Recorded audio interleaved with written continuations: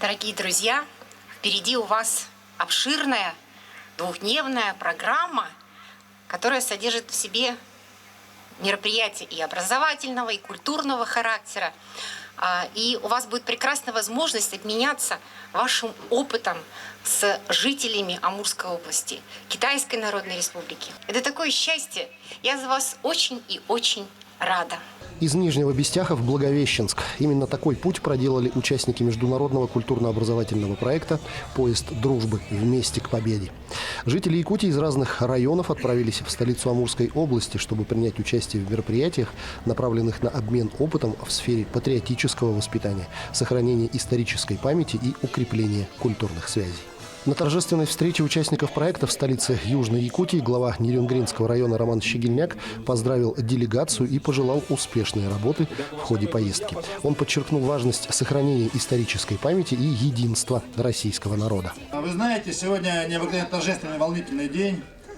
Сегодня мы с вами все вместе продолжаем говорить всему миру, что мы именно та страна, что мы именно тот единый российский народ, который знает и помнит свою историю. Я от всей души хотел бы поблагодарить организаторов, идейных вдохновителей. Я не хочу нашему мероприятию давать слово «акция». Я хочу назвать это мероприятие поступком. Поступком благодарных потомков, которые своими действиями чтят и помнят своих героических предков.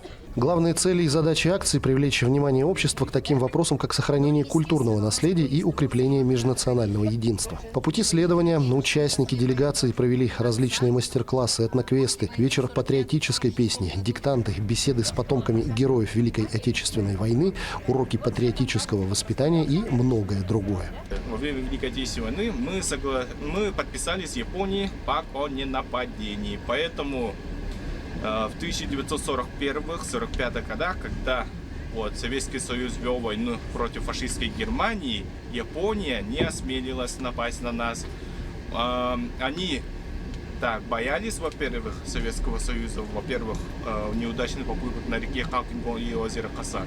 И во-вторых, у них же был подписан с нами договор. И этого договора они придерживались. Следующей точкой маршрута стала Тында, город, чья история неразрывно связана со строительством Байкало-Амурской магистрали. Здесь, где когда-то возводили будущее страны, встречали тех, кто призван укреплять будущее памяти и дружбы народов.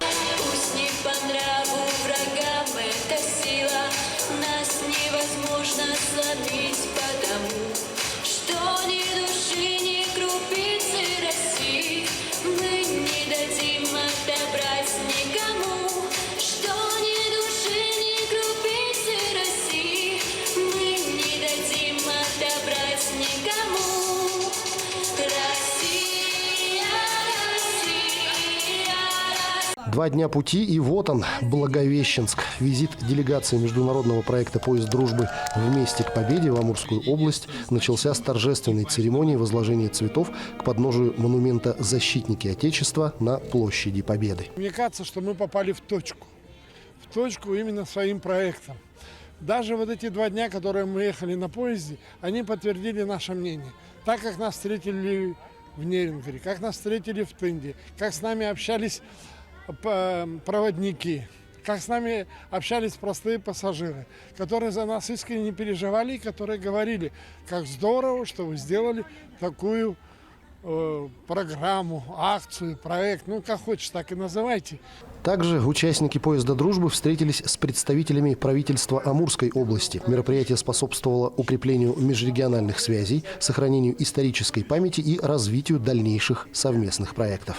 Для нас было очень важно, что и правительство, и общественные организации Республики Якутия-Саха предложили Амурской области поучаствовать в данном проекте. И это международный проект большой, с представителями таких стран, как Монголия, Китай, соответственно.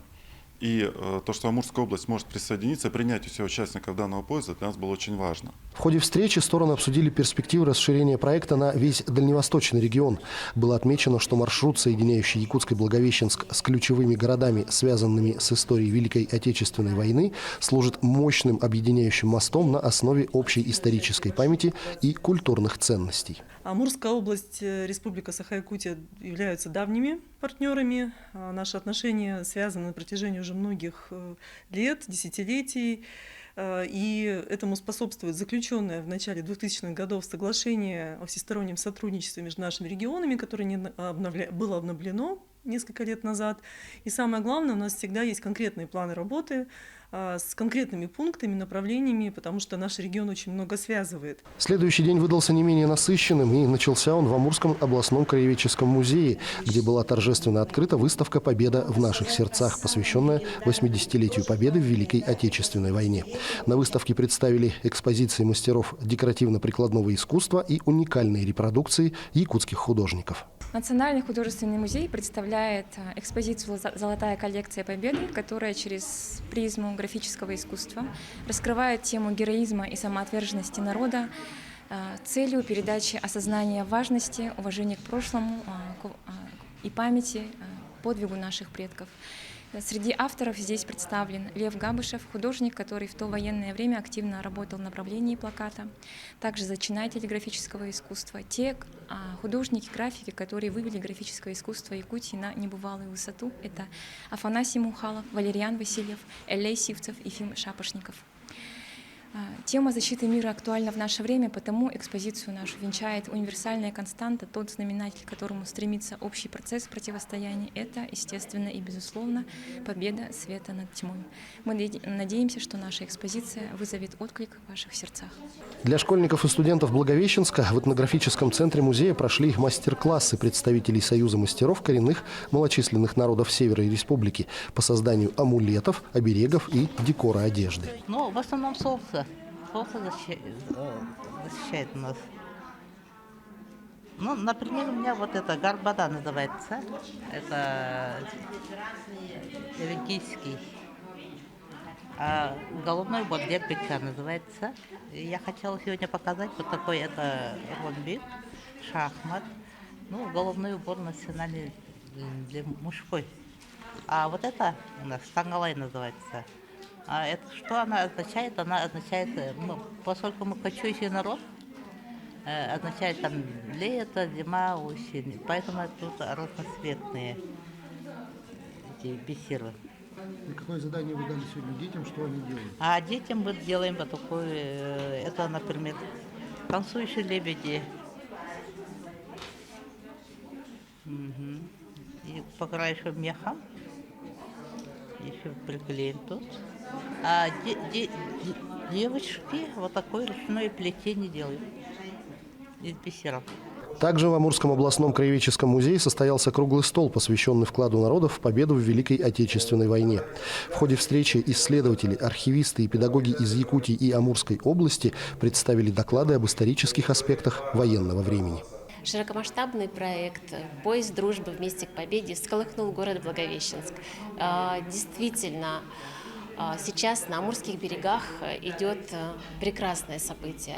Событие, которое заставляет нас вспомнить героев Великой Отечественной войны, вспомнить все те дела, которые приближали наших к победе.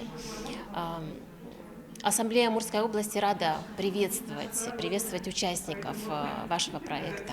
Сегодня прошел круглый стол, посвященный проблемам, которые возникают в современности, которые затрагивают нашу память, историческую память о героях Великой Отечественной войны. Я думаю, что проект «Поезд дружбы вместе к победе», он в будущем объединит весь Дальний Восток. Мы надеемся, что он станет не последним и будет масштабироваться. И в следующем 2026 году на Амурских берегах мы снова будем встречать в нашем замечательном городе Благовещенске якутский проект «Поезд дружбы вместе к победе». Ну а в Благовещенском государственном педагогическом университете состоялся патриотический марафон «Жить во славу Отечества». Он прошел в формате викторины, посвященной Великой Отечественной войне. Это викторина, суть ее в том, чтобы как можно больше вопросов задать молодежи об истории Великой Отечественной войны, о том вкладе народов разных национальностей, которые они внесли. Помнит ли молодежь ключевые даты этой войны? Вот что мы хотим узнать сегодня здесь. И вопросы разные, они с вариантами ответов, есть без вариантов ответов, есть по фильмам, по музыкальным отрывкам и так далее. То есть команды могут вообще выиграть одни, кто много знает, а другие, кто, может быть, знает хорошо фильмы, но не знает хорошо даты. И в целом и в общем все ребята очень активно проявляют свое участие. И самое главное, что звучат и правильные ответы. После того, как в ходе игры собраны бланки, ведущий объявляет правильный ответ. Таким образом, все присутствующие узнают историю Великой Отечественной войны и фактах, событиях и датах. Безусловно, этот марафон направлен на укрепление гражданской идентичности, сохранение исторической памяти о героическом прошлом нашей страны и воспитание чувства гордости у молодежи за свою родину. Целью и задачей данного проекта является, чтобы молодежь, в частности, в большинстве своем, понимала все те ценности, которые нам были оставлены нашими предками, непосредственно участниками Великой Отечественной войны, и что данный проект служит в первую очередь напоминанием для каждого из нас и вместе с этим определенным назиданием, чтобы такого больше не происходило в мире. Завершающим мероприятием акции «Поезд дружбы. Вместе к победе» стал концерт в Центре эстетического воспитания детей, на котором выступили творческие коллективы из Якутии и Амурской области, представив разнообразие национальных культур народов Дальнего Востока.